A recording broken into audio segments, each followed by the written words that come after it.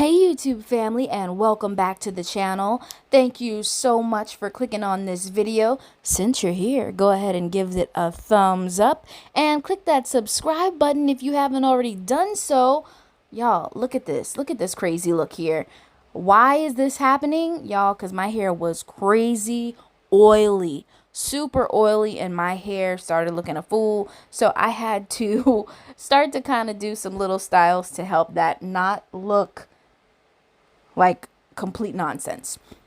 So I actually had to put off my retightening, and so about 3 days after I was supposed to have my retightening, 4 days after, I decided to go ahead and shampoo her because it was far past due.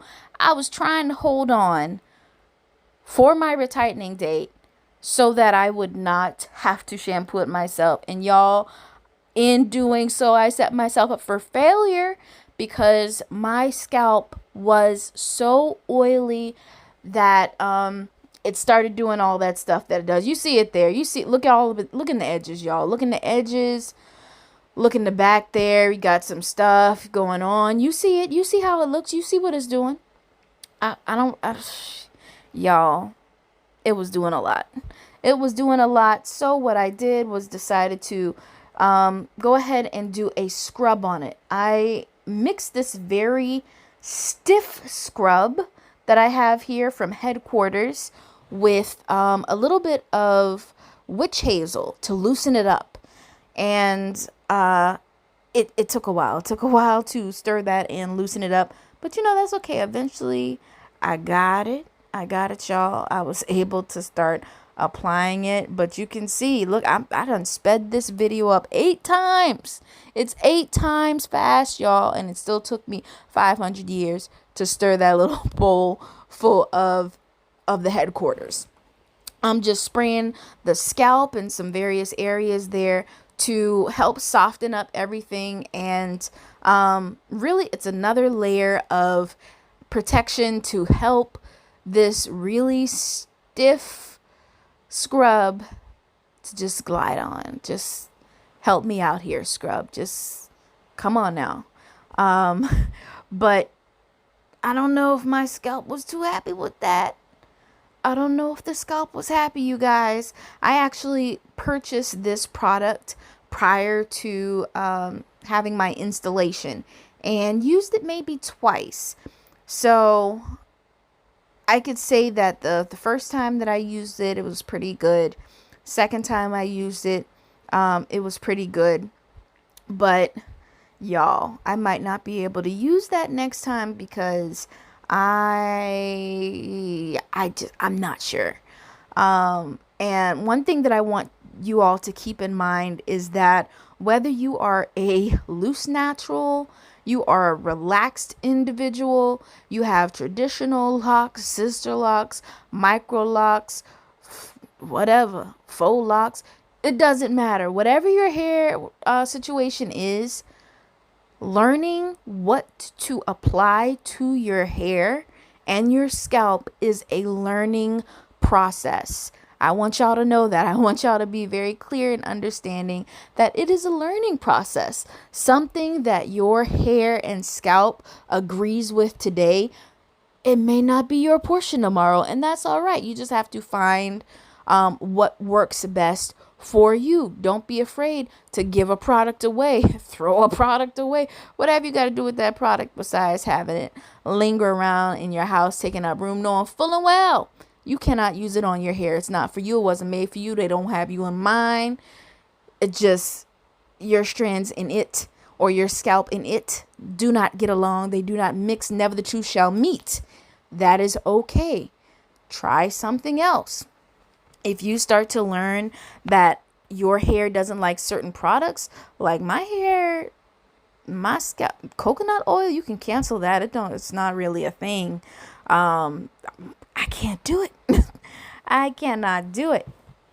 So it's okay. It's okay. Keep trying to see what works. Right there, what you see me applying is a shampoo called Nizoral. And so that's supposed to help with dandruff, that is supposed to help somewhat with seborrheic dermatitis, excuse me. And I am rubbing it all up in there. I didn't want to lather an extreme amount on my head because I do have to shampoo this out. You already seen I'm trying to be lazy as it is, so I'm definitely not trying to be under there rinsing my hair in that sink for 200 years. I didn't have it in me that day, guys. I did not have it in me. But if you'll notice, what you see me doing there is really getting into my edges, like really not just behind the edges or within the edges, but really going out onto the forehead, basically. As I'm applying that, as I'm rubbing everything in, I'm extending ahead of the edges. And the reason for that is, I don't know, I'm pretty sure I mentioned before, but I am a licensed cosmetologist, even though I'm not in the salon right now. And oftentimes what happens is when people come in and get their hair shampooed, there is an area that is untouched by the washcloth, not intentionally, but what's really happening is you don't want to, I mean, nobody's out here, like scrubbing in their edges, really. Nobody's doing that. Nobody's scrubbing in their edges because they want to protect their edges. They want to protect their hair, and they generally apply facial cleansers and things to the face along the perimeter of the edges, but they don't go into the edges, or they don't meet all the way up at the edges. And likewise, when they're shampooing, they shampoo, but they don't necessarily get really, really good in that area. So something that you see is that there's like a white cast that's sort of there. And what that is an accumulation of that skin that really hasn't been removed, because that area just sort of is an untouched area. So we want to make sure we get that. And make sure that we do the best that we can. So I was busy running my mouth. I didn't show you guys. Well, I did show you, but I didn't tell you that I was using the headquarters shampoo for that second shampoo. Now what I'm doing, guys, you see me, I got the seam ripper. Yes, the seam ripper straight out of my sewing kit. And I'm using that to take out the rubber bands, to pop the rubber bands, so that I don't have to go and dig up in my hair trying to grab that rubber band and do more harm than good. But I do want to say, if you choose to do this method, be very careful and take your time. I was really taking my time. As you know, I have the video accelerated here, but I was really being cautious and taking my time, because the last thing that I want to do is jab a seam ripper in my hair and rip some hairs out, or rip a lock, or do some damage to a lock, or the hairs there. No, I don't have time for all that. All right, what you see there is MCT oil. I've been fool enough, y'all, fool enough to see somebody else saying, hey, that their scalp did well with the MCT oil, because of the way that it's modified. If you don't know, MCT oil is nothing more than coconut oil, but it has been extremely refined and modified. So I don't know where y'all were in my time of need. Y'all were not there for me to tell me to get my life together, because I already knew before I did this that this was there was a chance that this wasn't going to go over well, because my hair, my scalp, I should say, doesn't need any more oil. It doesn't need any more oil. Not a single solitary drop. It doesn't need any more oil. But I'm in there oiling up my scalp very lightly. But y'all see that I'll come back to haunt me later. So while my hair is still wet, because I don't want my hair to dry loose, especially since I did not braid it, especially since I did not bundle it. I want to secure it so that as it dries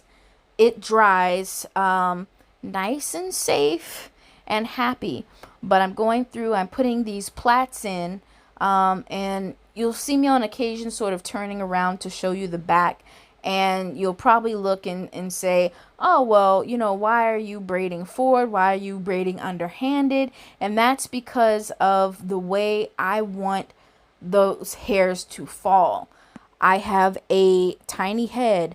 I am a member, a certified member of the Itty Bitty Cranium Committee. And I just was not blessed with a lot of volume in the crown of my head. So what you see, how you see me braiding that hair on the top, braiding it forward and then bending it back, that's just me trying to get that volume. And look at that. Look at it already coming back, y'all. You see it? It's already coming back. Done put that all in there, and I got then the flakes, that residue. Well, it's not residue. It is that oil and everything that's just, it's forming a layer. Right? Look at that. Look at that. Look at me trying to get it up. It's a big flake. It's a layer. It's just up there. Ugh, it's crazy. So what you see me doing here is spraying in the parts. I don't want to come and spray after I loose the hair out, because that's going to cause it to, yep, there's the flakes. There they are, living their best lives, large and in charge. Anyway, I don't want to come in after the fact and spray the hair, because that's going to interfere with the curl pattern. It's going to make it drop faster, and we don't want that. So I'm just going through, loosen it out. And something that you'll notice is, because of the way I parted the hair in order to do this style, the hair is not, you don't see a whole lot of parting in the back. You don't see that lingering part. And also secondary was me spraying the hair the way that I did. So that's what the style was looking like. That's them flakes coming back to visit me, y'all. You see it there. But I'm coming back for another video. Y'all don't forget to thumbs up and subscribe.